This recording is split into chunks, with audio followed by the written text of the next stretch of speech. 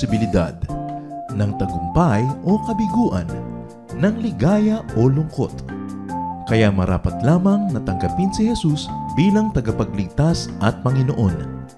At matapos yun ay panariwain ang katapatan at paglapit sa Kanya bawat araw o day by day.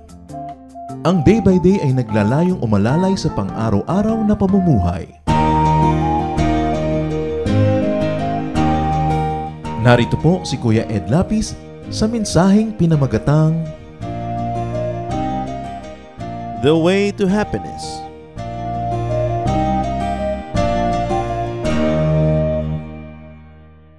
Proverbs 4:23. Carefully guard your thoughts, because they are the source of true life. Our life is defined by how we think. The way to happiness. Paano nga ba nagkakaroon ng kasiyahan, kagalakan, saya sa buhay? Salamat Panginoon dahil kayo ang Diyos ng kaligayahan. And you want us happy. You want your people happy. Papagliwanagin niyo po ang aming isip para maunawa namin kumisan kung paano kami mismong nagiging sagabal sa sarili naming kaligayahan. Bigyan niyo kami, Panginoon, ng kaliwanagan at nawa ito'y maging gabay para lalong maging makulay, masaya ang buhay na pahiram mo sa amin. Father, be our preacher, our teacher, our healer. We ask you in the name of Jesus, your Son, our Lord, our Savior. The way to happiness. May nagsasabi, happiness is the primary duty of life. Tungkulin yan. Purpose to be happy. Decide to be happy. Ecclesiastes 1, 2, 3, and 8. Meaningless, meaningless, says the teacher. Utterly meaningless. Everything is meaningless. What do people gain from all their labors, at which they toil under the sun? All things are wearisome, more than one can say. Sa katalinuhan ni Solomon, sa yaman ng kanyang isip, ng kanyang edukasyon, ng kanyang mga karanasan, napag-isip-isip yung napakaraming walang katuturan sa buhay. Kaya dapat ma-identify yon at ma-identify din natin kung ano ang may katuturan para doon tayo makapag-focus sa buhay. Because in many instances, life could be so meaningless.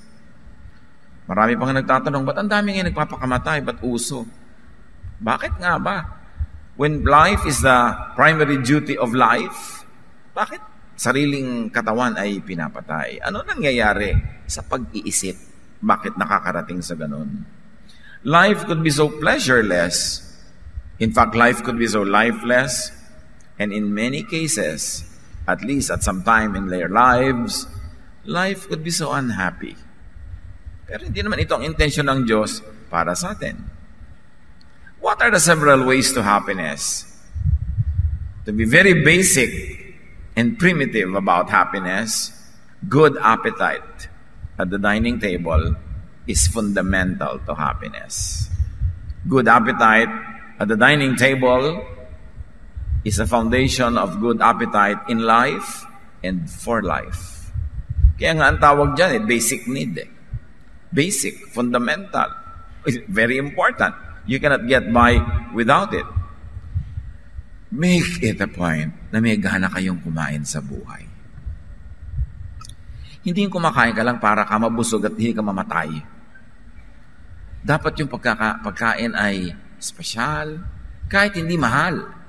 Yung preparasyon, yung paraan ng pagkain. Ecclesiastes 5:18, what is the best thing to do in the short life that God has given us? I think we should enjoy eating, drinking, and working hard. That is what God intends for us to do. Kaya nalikha ng Diyos yung digestive system para lagyan mo ng ida-digest. Kaya nilikha niya ang mga needs na ito at merong pleasure in filling those kind of needs. Sabi niya, ito ang intention ng Diyos. So, dapat enjoy ka pag kumakain, hindi lang basta makakain at makaraos. Enjoy ka sa pag-inom, At enjoy ka rin sa pagtatrabaho. Kasi yung pagtatrabaho mo will put food on the table and will allow you to enjoy your meals. Appetite at the dining table is building block in appetite for and in life itself. Kaya pag yung tao, lalo pag may sakit, wala nang ganang kumain, ayaw nang kumain, kinakabahan na yung mga nagmamahal sa kanya sa buhay. Ayaw nang kumain ng nanay. Read my lips kung anong ibig sabihin nun. Ayaw nang mabuhay. Wala nang ganang mabuhay. At pag nawala na ng ganang mabuhay, kadalasan, nawawala na rin sa kanya ng gana yung buhay. Tapos naghihiwalay na sila. And for this great appetite, his very great appetite, Jesus was called a glutton and a drunkard. Si Jesus mismo, tinawag nilang masiba, matakaw, lamonista. Kasi may gana siyang kumain, may gana siyang uminom. In fact, napakaraming okasyon na si Jesus ay nasa mga handaan, nasa mga kainan, at ang kauna-unahang himala na ginawa ng Jesus, to turn water into wine to extend the happiness of a wedding party. You can see, not something more profound as people would expect, like magpalakad ng pilay, like magpaalis ng masasamang espiritu. No. Gumawa ng alak mula sa ordinaryong tubig. And that is a statement about the intention of God through Jesus, that the people who will follow Jesus, that in and through Jesus-ness, people will have a more enjoyable social life. Luke 7:34, but because the Son of Man goes around eating and drinking, you say, Jesus eats and drinks too much. Yun ang comment ng mga critics sa kanya. Obviously, it was one of the more visible attributes of his life. That siya yung tinatawag na au bon vivant. May gana sa buhay. Sabi nga nitong si Confucius, the Chinese philosopher, coarse rice for food, water to drink. Happiness may be enjoyed even in this.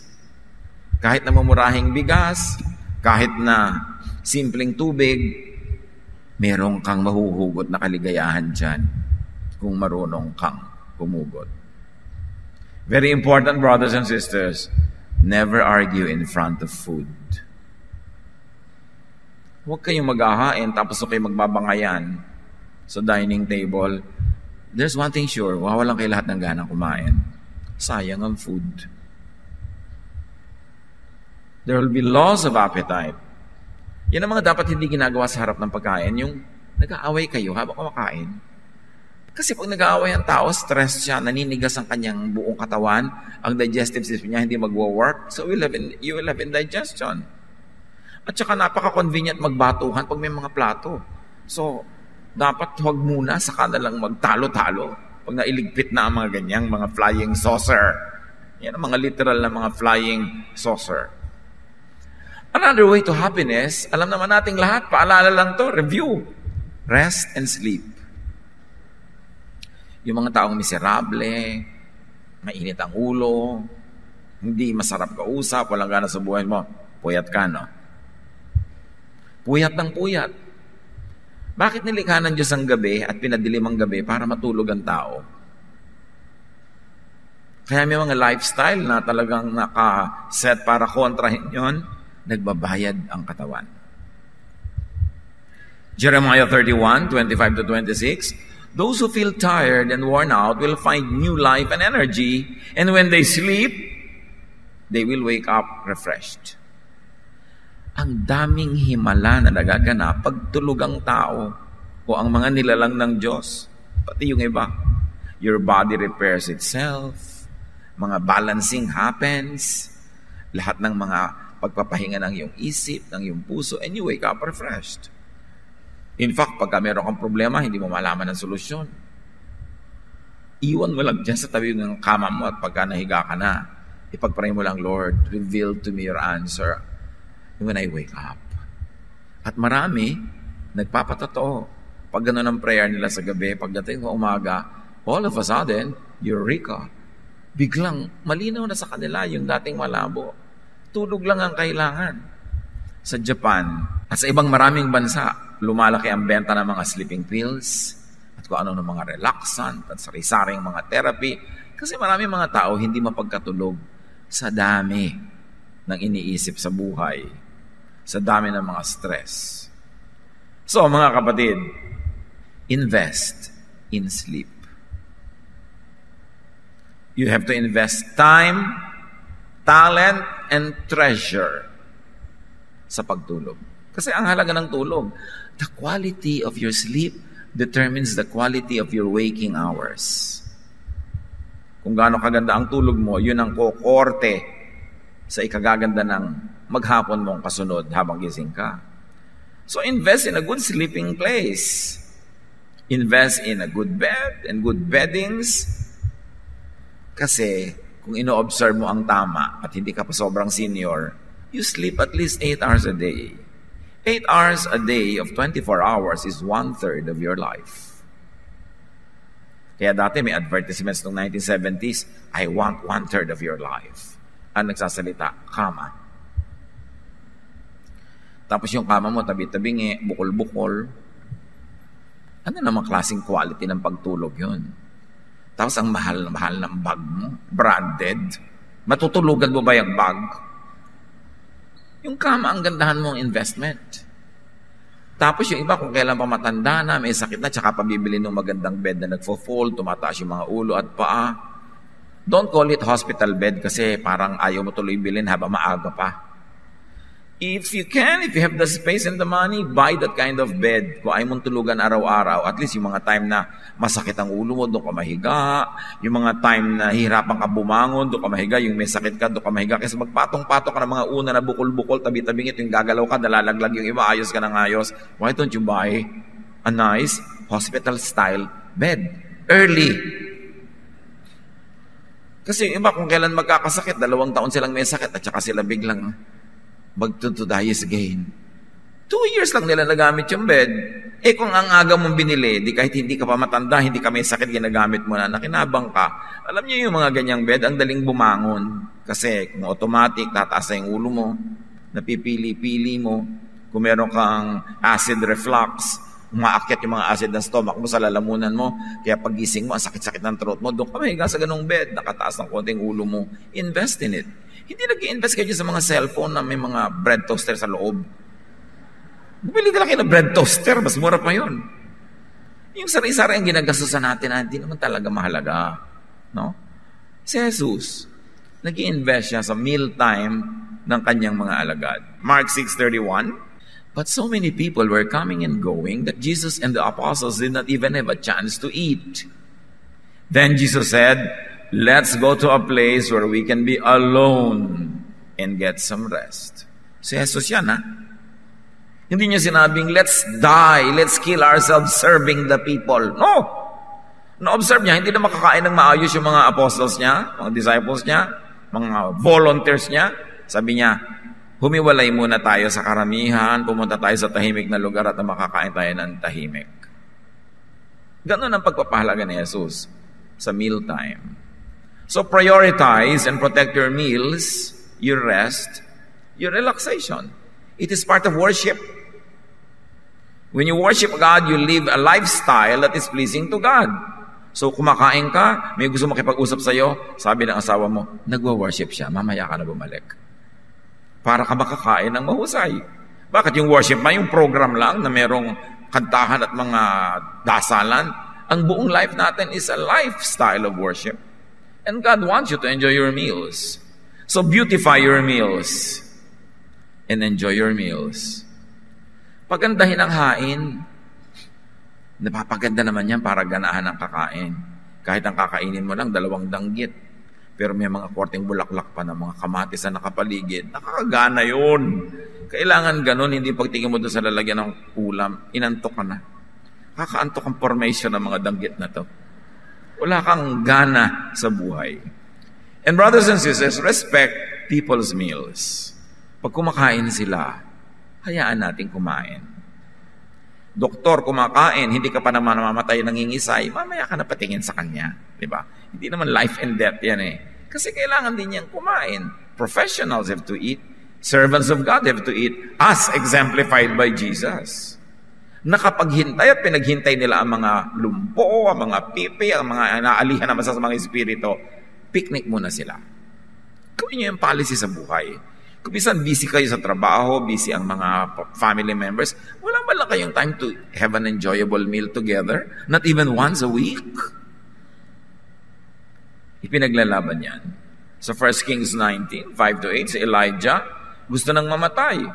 But he recovered strength and stopped wanting to die after he was able to sleep and eat. Gutom lang pala, kaya gusto niyang mamatay. Marami mga tao nga nagpapakamatay because of chemical imbalance lang eh.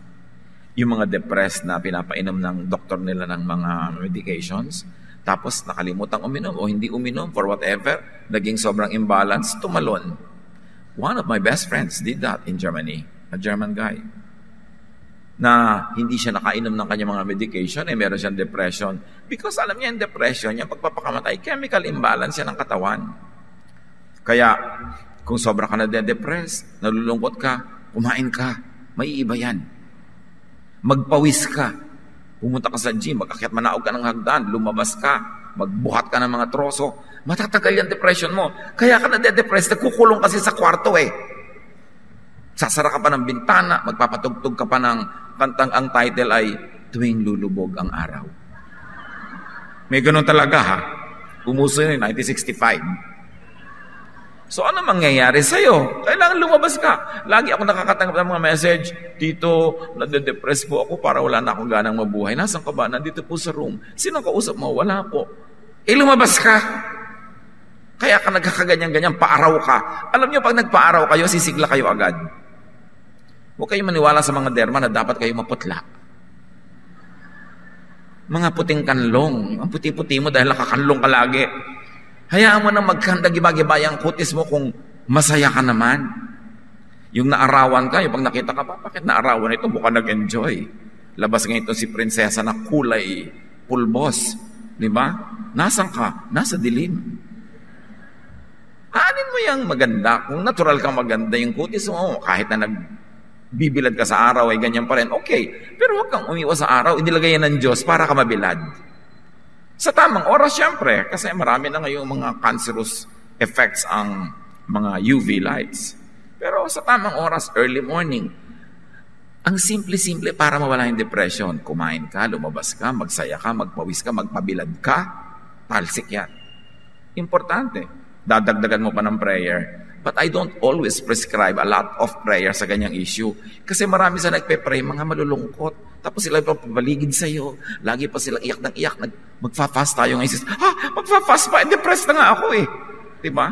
So, mas damihan mo yung activity. At isa pang mahalaga, tuwing pwede. A way to happiness is romance. Relationship. Huwag mag-in-denial dyan yung mga wala. Kung wala sa inyo, wala lang eh, pero gusto ko. Pero huwag nyo sabihin, kasi blessed singleness ako. Huwag yung in-denial. Kung talagang zero kayo, sabihin, zero lang kasi eh. Pero, ano naman na blessedness sa singleness? Yun lang iba talaga, walang choice. Diba? Bihirang-bihira yung talagang pagkapanganak, pinili niyang gusto ko maging solo sa buhay. So, be in the market. Circulate. Diba? Market your beauty. Para hindi ka lagi na lang blessed singleness, biglang may nag-text, ay, ayoko na maging blessed single. Song of Solomon, one of the most rarely read books in the Bible, chapter 1, verses 12 to 13, talks about romance between a man and a woman. She speaks, "My king, while you were on your couch, my love was a magic charm. You, my love, are an apple tree among the trees of the forest. Your shade brought me pleasure. Your fruit was sweet. You led me into your banquet room and showered me with love. Refresh and strengthen me with raisins and apples. I am hungry for love. Put your left hand under my head and embrace me with your right arm." Are you reading the Bible? Yes. Ecclesiastes 9:9. Life is short and you love your wife. So enjoy being with her. This is what you are supposed to do as you struggle through life on this earth. Kailangan nag-enjoy yung mag-asawa in all aspects, in all respects. Everything is honorable in the marriage bed. And partners are to enjoy life together. So be as together as much as possible. Yun ang ibig sabihin kaya kami partner. Deuteronomy 24:5. If a man and a woman had been married less than 1 year, he must not be sent off to war or sent away to do forced labor. He must be allowed to stay home for a year and be happy with his wife.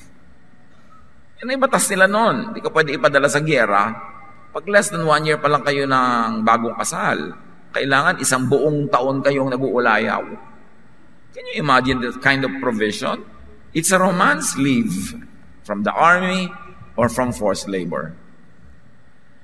1 Corinthians 7:3-5, itong si Pablo na talagang mapinanghimasukan lahat ng aspeto ng buhay ng kapwa.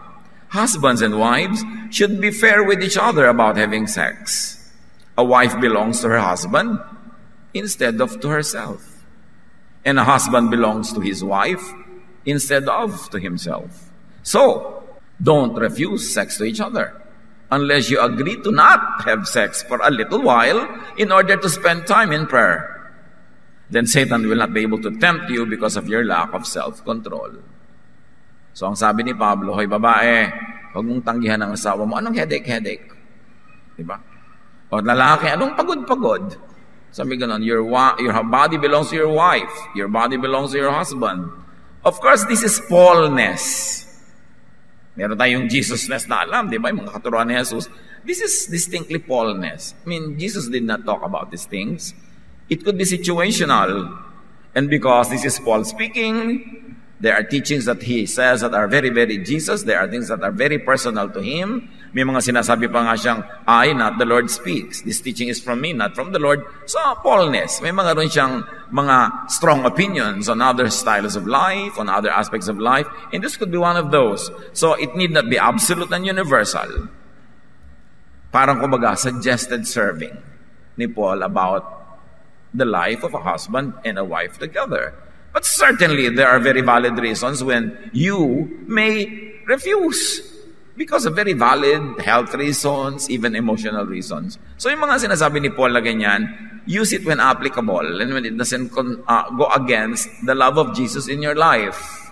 So maraming ganyan si Paul na mga sinasabi. Situational. Kung bagay sa context, bagay do sa detail, apply it. Pero kung mas pangit ang magiging bunga, you need not because this is Paulness. But the essence of what he was saying was, do not demonize the senses. Reaction kasi yan sa New Testament. Ang prevalent philosophy nung panahon ng New Testament sa Israel ay yung Greek philosophy. And sa Greek philosophy na uso ng panahon na yon, minamasama nila ang anything carnal, anything physical, anything earthly, worldly. Ang ina-idealize nila yung unseen, yung spirit, yung mga teorya ng mga pagiging pure in the spirit. At nahawa ang even ng culture ng Israel sa ganong klaseng pananaw na lahat ng masarap sa katawan, masarap sa buhay, masarap sa panlasa ay masama. Pero hindi yun ang itinuro ni Jesus. Kaya nga napaka-strong statement ang first miracle niya, paggawa ng wine. Tinatawag siyang glutton and a drunkard, a friend of sinners and tax collectors. Because the Lord was setting people free from that very Greek influenced ideology na masamang mag-enjoy. Dapat magdusa ka lang at gumanti ka na lang sa langit. Doon ka na lang bumawi. Hindi concept ni Jesus yun. It was a very Greek concept that was embraced even by the people of Israel during the time of Jesus. So another way to happiness is enjoyment of what is at hand. Kung anong meron, enjoyin mo. Huwag kang maghanap ng wala. Malulungkot ka lang. Sabi ni Percy Bysshe Shelley, we look before and after and pine for what is not. Our sincerest laughter with some pain is fraught. Kaya daw pag tinignan mo lagi, yung before, wala pa. Yung after, wala na. Malulungkot ka lang. Huwag ka masyadong magdrama-drama about the past. Tapos na yun eh. At huwag ka masyadong ma-concern about the future. Wala pa yun. Yung eto, hawak mo. Ngayon, enjoy it. That's all you have. Yesterday was a negotiated check. Tomorrow is only a promissory note. Only today is called cash. That's all you have today. You don't have tomorrow. You are not sure if you will be there tomorrow. And the past is no longer yours. All you have is now. Pag hindi mo in-enjoy ang now mo, lugi ka. Ecclesiastes 8:15. So I think we should get as much out of life as we possibly can. Then we can make it through this troublesome life that God has given us here on earth. Importante. To add life in your years and to add life in your moments. So in every moment, minimize pain. Kayo ang mag-isip how to minimize pain in every aspect of your life and maximize pleasure. And do not demonize pleasure. Do not glamorize pain. It's not the Jesus way. Ecclesiastes 3:22, we are meant to enjoy our work, and that's the best thing we can do. Pati trabaho. Kung nagdurusa ka at hindi mo talaga gusto yung trabaho, kinakatakutan mo ang tuwing Lunes dahil papasok ka na, find another work. Do something else. But do not waste your life doing something you hate. Doing something you don't enjoy. So enjoy whatever you do. Whenever you do it. And when you have the choice, do what you enjoy. Of course, needless to say, within godly limits. Have what you want. And if you cannot have what you want what you have para ka sumaya. Ecclesiastes 11:8. Even if you live a ripe old age, you should try to enjoy each day because darkness will come and will last a long time. Siyempre, ang tinutukoy na darkness is death. Sabi niya, mamamatay ka, kaya habang buhay ka, kahit matanda ka na, mag-enjoy ka. Hindi na sabihin, uy, matanda na ako. Ano ngayon kung matanda ka na? Mag-enjoy ka pa rin. Habang buhay ka pa at kaya, mag-enjoy. Don't just count the days. Make the days count. And celebrate and enjoy every moment. Because tomorrow, baka wala ka ng moment. Ito lang ang sure, yung hawak mo ngayon. It is very, very important to purpose to enjoy. Yung talagang tiyakin mo na gusto kong mag-enjoy ako. Yung pagbangon mo sa umaga, sa mga Lord, with your help, I will enjoy this day. I will find enjoyment in what happens in this day. Hindi ako magpapatalo sa gloom, sa sadness, sa worry. I will find joy. Kakatasin ko kahit bakal para makuha ko ang mga katas ng saya. Ganun dapat ang purpose mo sa buhay. Hindi iba ang kinakatas nila, lungkot eh. Laging humahanap ng lungkot. Humahanap ng ikakalungkot, humahanap ng alalahanin. Kaya miserable tuloy ang buhay. And very importantly, a way to happiness is to savor good company. Isang blessing na may kasamang masarap kasama. Kay asawa mo yun, kay anak mo yun, magulang mo, kapatid. Pag masarap kasama, blessing yan. Sabi nga nila, friends, multiply our joy and divide our sorrow. So maganda na meron kang good friend or a few friends. Acts 2:42, yung mga unang Kristiyano noon, they spent their time learning from the apostles and then they were like family to each other. They also broke bread and prayed together. Kaya gusto ko lahat kayo, member ng sambahay eh. Yung meron kayong maliit na group, during the week, nagkikita-kita kayo doon sa kanya-kanya mga bahay-bahay, kumakain kayo, nagsiselebrate, nagdadalawan sa mga may sakit, damayan, tulungan. Kasi yun ang nagpapasaya sa buhay. Enjoy parties, weddings, banquets, fellowship. This is the example that Jesus gave to us. Tapos maraming mga born-again Christian, dinidemonize yung party, parang masama. Siyempre, depende kung ano gagawin nyo doon. Ba't ka gagawa ng masama? Ang dami namang magagawang mabuti during a party. John 2:1-2. 3 days later, Mary, the mother of Jesus, was at a wedding feast in the village of Cana in Galilee. Jesus and his disciples had also been invited and were there. So mahilig silang umattend sa mga ganyang gawain. At doon sa kwento ng prodigal son, pagbalik niya sa kanyang father, in Luke 15:20-32, the father throws a party. Very important. Pati sa mga kwento ni Jesus, heaven is almost always symbolized by a banquet. Isang malaking handaan, kainan. So ask and look for companions. 2 Timothy 4:11, sabi ni Paul, only Luke has stayed with me. Mark can be very helpful to me, so please find him and bring him with you. So si Paul mismo, naghahanap ng mga kasama. Putay nyo dito, gusto ko makasama ito, makasama yon. Kasi talagang mahalaga yon. Invent events to enjoy people. Yung gumawa ka ng event, alam nyo lalo yung mga kapatid natin na may resources. Meron kayong konting pera, meron kayong lugar, meron kayong garden, meron kayong garahe, meron kayong bahay. Invento kayo ng mga okasyon.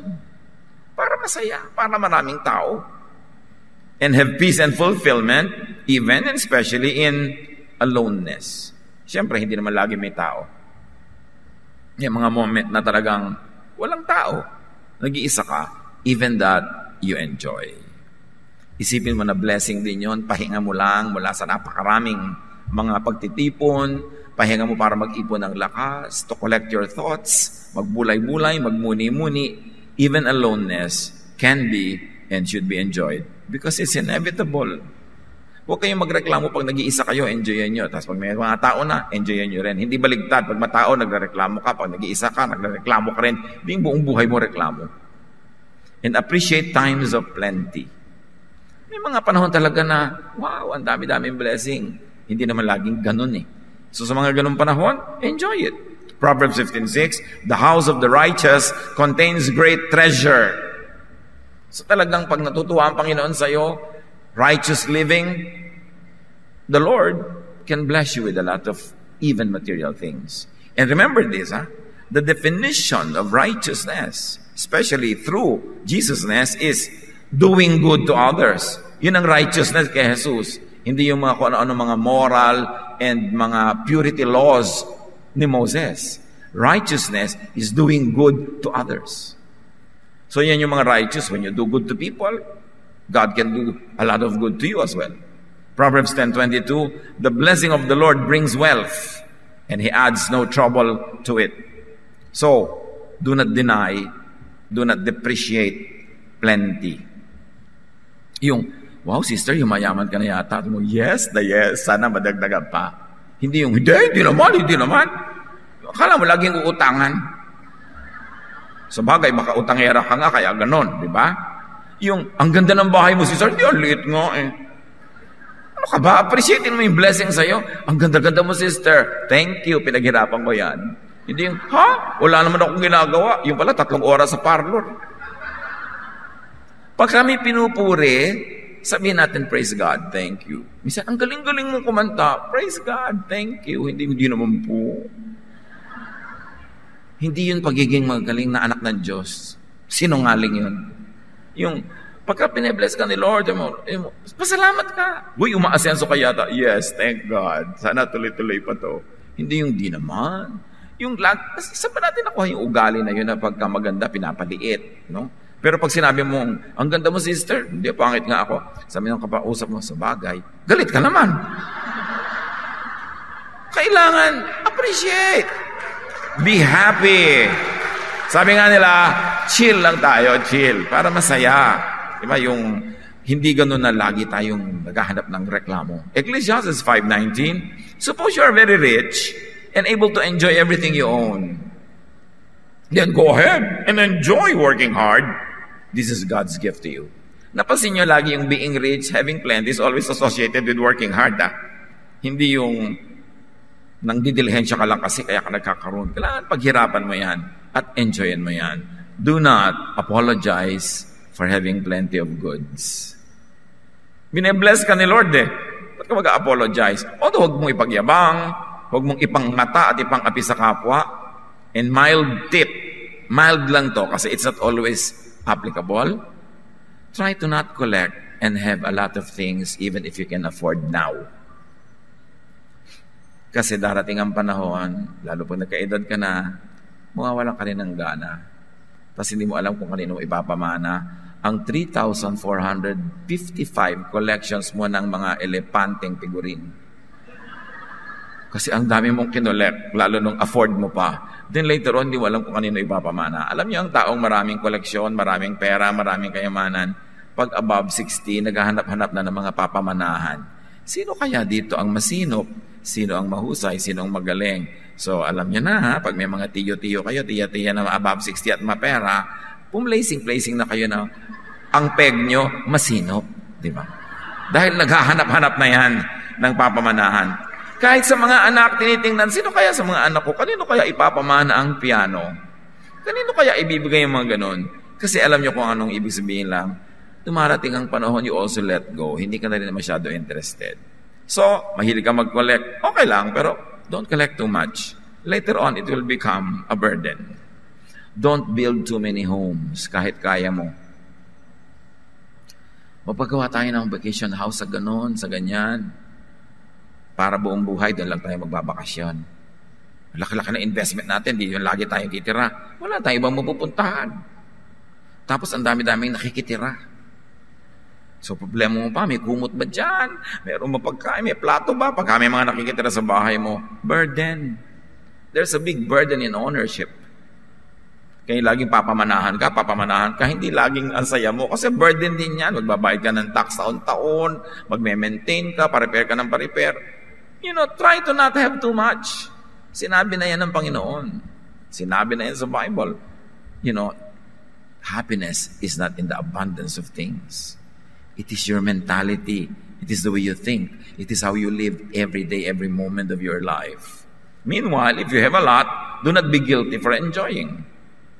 Binigyan ka ng Panginoon, enjoyin mo. Don't forget to share with others. May pera kayo, ang sarap ng kain yung pamilya sa restaurant. Tanungin mo yung waiter na napakagaling mag-serve. Anong paboritong pagkain ng asawa mo o mga anak mo sa mga menu dito? Sasabihin niya yon, umorder ka, ipabalot mo, ibigay mo sa kanya, o i-take home mo sa asawa mo. Share! Huwag kayong kain ng kain, nag-enjoy ka nag-enjoy. Yung mga nagsaserve, wala man lang. Tapos hanggang kalit-liit ang senti mo, kinukuha mo pa doon sa sukli. At one thing, pagka ang waiter magaling mag-serve sa inyo, magtiklop kayo ng konting pera sa inyong kamay, iabot nyo sa kanya, for you. Kasi pag ibinigay mo sa waiter ang tip, diretso sa kamay niya, kanya yun. Pag iniwan mo yun doon sa mesa, para sa lahat yun. So mag-iwan ka ng para sa lahat, at kung very good ang service niya, merong para sa kanya. Always reward people for being good to you. Now, you want to be a little bit wiser. Malaki ang tip na ibibigay mo na pagdating mo pa lang. Huwag mo na hintayin tapos sa kayo mag-servan. Para ang service sa'yo ang ganda. Hindi naman niya kasi alam na bibigyan mo ng 5,000, di ba? So, kung ano lang yung service sa'yo, tapos 5,000 pala, sabi niya, ay, ang laki naman, sana sinerban ko mabuti. Sana yung nalaglag na kutsara, pinalitan ko. Di ba? Ibibigay mo rin lang pala, di agahan mo na. Para pare-pareho kayong enjoy sa buhay. But all along, always work. Work so you would have surplus goods. Kaya enjoy, kaya marami, kasi maraming paghihirap, pagsisikap.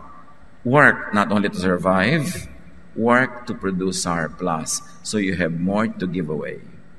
And another way to happiness is to learn contentment even in times of want.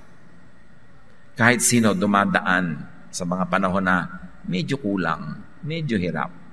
Kahit sa mga panahon na yon, pag-aralan mo pa rin maging masaya. Because nothing is permanent. Poverty nor wealth, health or sickness, walang permanente. Gumugulong ang buhay. Nag-iiba-iba. Proverbs 15:16, it is better to obey the Lord and have only a little than to be very rich and terribly confused. Not all the rich are confused, but it could be confusing, especially kung hindi mo kayang i-process dahil hindi ka sanay. So, kung ano ang meron, enjoy it. At kung sakali man na naliliitan ka sa iyong kita, sabi sa Luke 3:14, be satisfied with your pay. Because when you always work well, you work hard, God will change the situation of your life. Lighten present difficulties by prospects of future ease. Kung nahihirapan kayo ngayon, mag-project kayo ng panahon sa bukas, in the immediate future, na kayo makakaahon dyan, because that can really happen. Pag sobrang dilim ng gabi, you survive by looking forward to the beauty of the morning, not by focusing on the darkness of the night. Kailangan meron kang tinitingnan na malayo. At para masaya ka sa buhay, lagi kang magtapon sa malayo-layo ng magagandang bagay para excited kang makarating doon para mapulot siyang muli. Tapos tapon ka uli sa malayo para lagi kang may direksyon, may motivation to move on, to move forward. Halimbawa, umimbento ka ng event 3 weeks from now, 1 month from now. Halimbawa, magkikita-kita kayong tatlong magpipinsan. O, naka-schedule na yan 2 months from now. Kahit walang ka-event yung buhay mo ngayon, meron kang nilulook forward to na magkikita-kita kayong tatlong magpipinsan 2 months from now. Pagkatapos doon, mag-imbento ka uli ng something 3 months ahead. Lagi ka dapat merong tinitingnan sa future para magkaroon ka ng lakas na mag-forward, lumakad ng lumakad. Kasi parang wala naman nangyayari, wala ka tuloy gana, wala kang ine-expect at wala kang inaasahan. 2 Corinthians 4:16-17. We never give up. Our bodies are gradually dying, but we ourselves are being made stronger each day. These little troubles are getting us ready for an eternal glory that will make all our troubles seem like nothing. So yun, magtapon ka rin to the future, magtapon ka sa heaven, magtapon ka sa eternity mo ng mga wealth, ng magagandang gawa, na aantayin mo ngayong makarating ka doon to enjoy the blessing and the benefit. Do what is headed for rewards, not punishment. Lahat ng ginagawa natin ay may bunga. Ang itinatanim, nagbubunga. Magtanim ka na magtanim ng ang bunga ay reward, hindi punishment. Para habang dumadaan ang araw, humahaba ang panahon, mas excited kang makarating sa future kasi nagtanim ka kahapon ng pang-reward. Pero kung ang itinanim mo pang punishment, nakakatakot talaga yung future. Plant good things and you will harvest good things. Proverbs 4:23, carefully guard your thoughts because they are the source of true life. So, you want to have more happiness, you want to be happy, discipline your mind to think happy thoughts, to think in ways that will bring happiness into your life. Think your way to happiness. It is how you think. It is not how much is in your pocket. It is not who is there or who is not there. It is what is in your mind. If unhappy, change your mindset. Makahalata na lagi kang malungkot, palitan mo ang iyong pag-iisip. Romans 12:2, be transformed by the renewing of your mind. And change your body chemistry as we've already discussed. Kaya mahalaga yung appetite for food and drink. Because our body chemistry shapes our emotions. Talagang yung naaamoy mo, nararamdaman mo, nakakain mo, may effect sa yung emotion. At yung emotion mo ang nagpapasaya o nagpapalungkot. Be the captain of your soul as God enables you and empowers you. Do not waste time in unhappiness.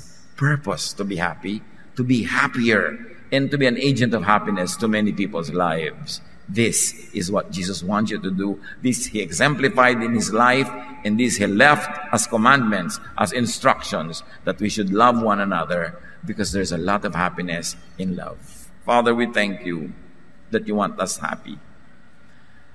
Turuan niyo kami maging mapanuri para masuri namin ang paraan ng pag-iisip namin, ang aming habits and lifestyles that cause unhappiness in us and in others.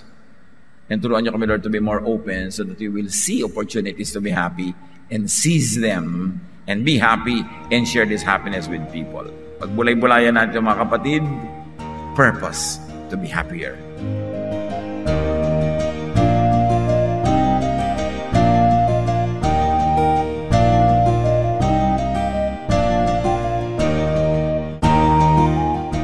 Ang katatapos pong mensahe ni Kuya Ed Lapis ay pinamagatang The Way to Happiness.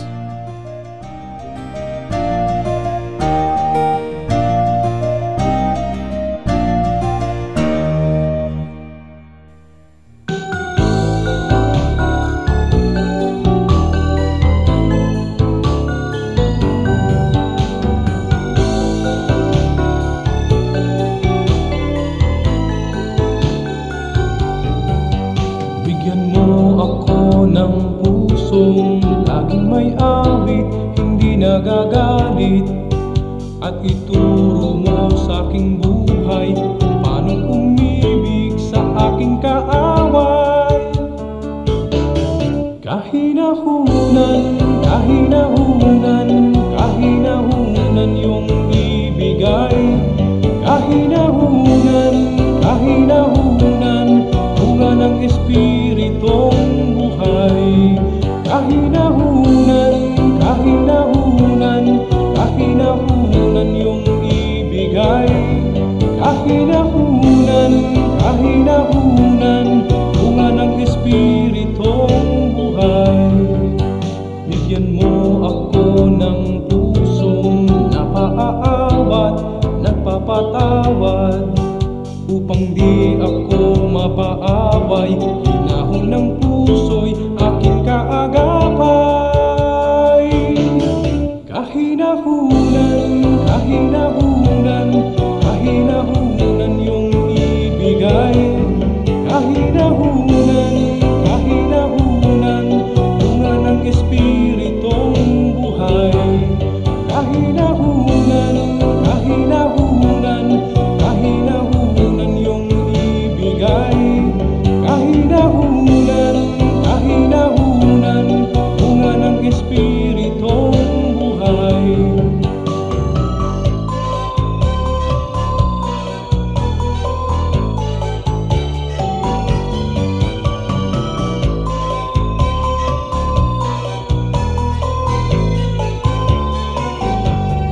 Kahinahunan, kahinahunan, kahinahunan yung ibigay. Kahinahunan, kahinahunan, bunga ng Espiritong buhay. Kahinahunan, kahinahunan, kahinahunan yung ibigay. Kahinahunan, kahinahunan, bunga ng Espiritong buhay.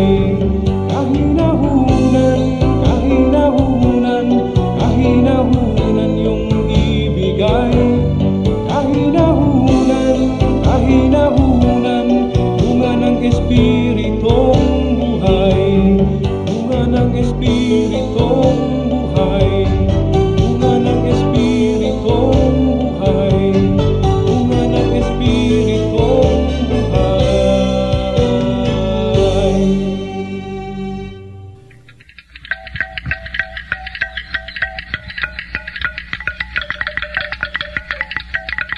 Maraming kayamanan ng ating bayan na dapat maipagmalaki at isa na rito ang ating musika. Napakarami ng mga instrumentong pangtugtog ng ating lahi.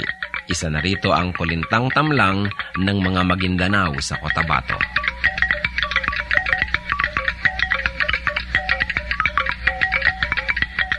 Ang kulintang tamlang ay instrumentong pangmusika at yari sa 8 piraso ng kawayan na inilatag ng sunod-sunod ayon sa haba at tono.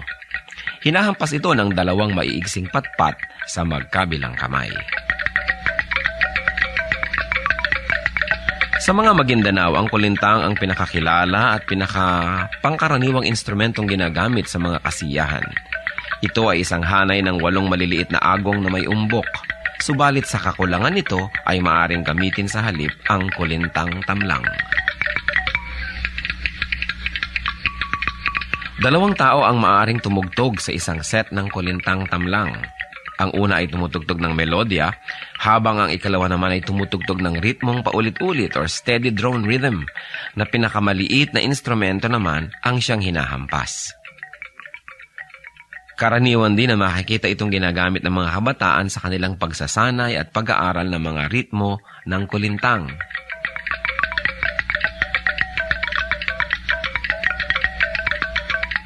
Yan ang kulintang tamlang ng mga Maguindanao sa Cotabato. Kayamanan hindi lang ng Maguindanao, kundi ng buong bayan. Marapat isuko sa Panginoon at gamitin sa paglikha ng musika sa pagsamba sa Kanya.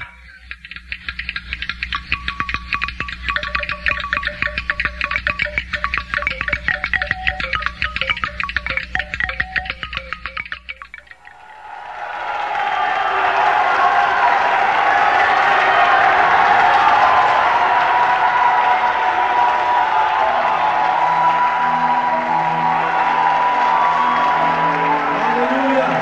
Ating mapagayway ang kadakilaan ng Panginoon.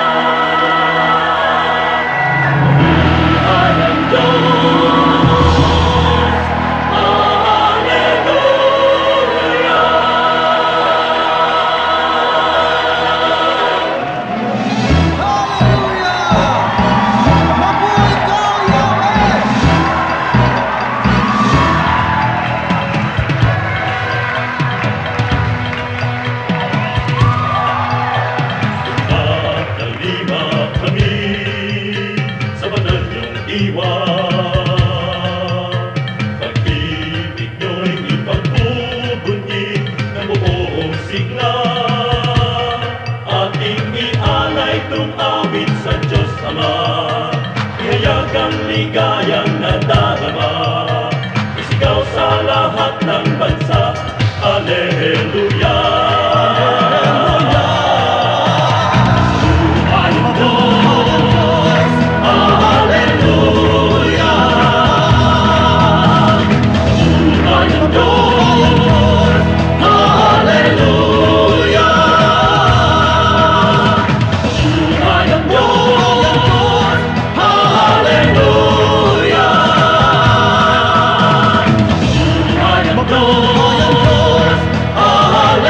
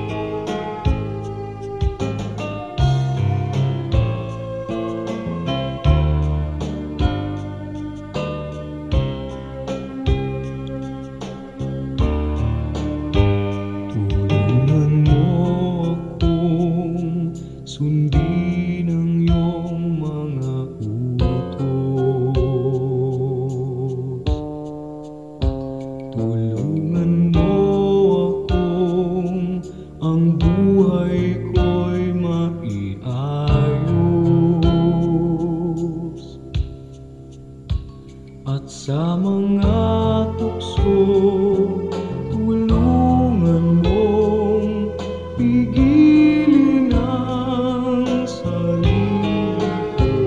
Tulungan mo akong maging tapat sa'yo. Pagpipigil sa sarili, pagpipigil sa sarili. Kung nalulungkot at nalulumbay, magtiis at maghintay. Pagpipigil sa sarili, pagpipigil sa sarili. Ang ituro mo sa buhay ko, Jesus.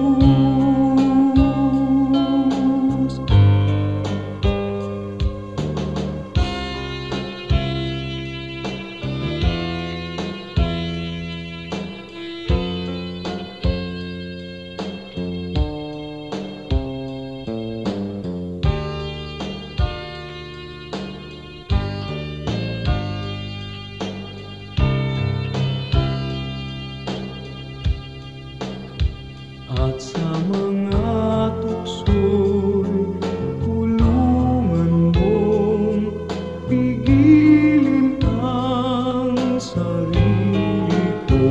Tulungan mo akong maging tapat sa'yo. Pagpipigil sa sarili, pagpipigil sa sarili. Kung nalulungkot at nalulumbay, magtiis at maghintay. Pagpipigil sa sarili, pagpipigil sa sarili. Ang ituro mo sa buhay ko, Jesus.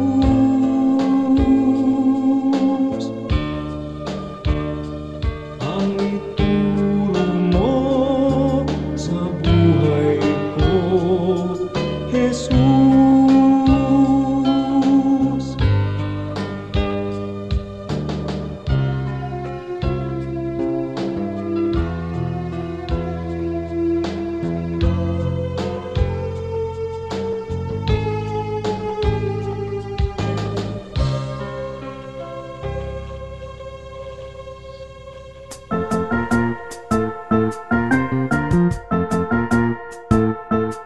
Oras na po para pansamantalang magpaalam ang programang Day by Day. Tayo po'y magsama-sama tuwing ika-6 hanggang ika-7 ng umaga, araw-araw. Magandang umaga po at mabuhay ang Panginoong Hesus!